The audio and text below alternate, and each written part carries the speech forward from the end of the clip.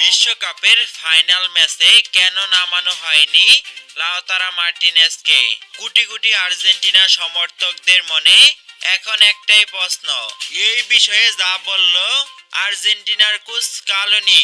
চলুন জেনে নেই এই প্রতিবেদনে।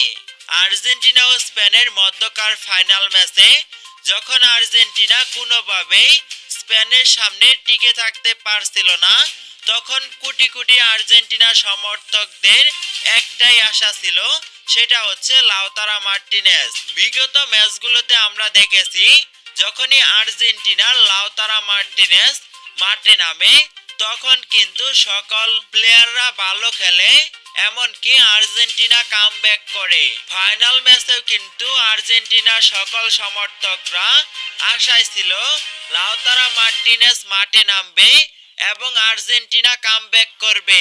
কিন্তু আর্জেন্টিনার কোচ অতিরিক্ত সময়েও লাউতারা মার্টিনেজকে মাঠে নামায়নি।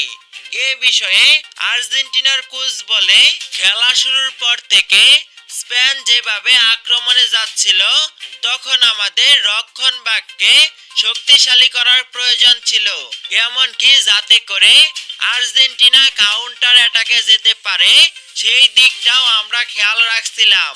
তার জন্যই আমরা লাউতারা মার্টিনেজকে অতিরিক্ত সময়েও মাঠে নামাতে পারিনি। তবে কোটি কোটি আর্জেন্টিনা সমর্থকদের একটাই চাওয়া ছিল, যদি লাউতারা মার্টিনেজ মাঠে থাকতো তাহলে হয়তো আর্জেন্টিনা কামব্যাক করে ম্যাচটা জিতে নিতে পারতো।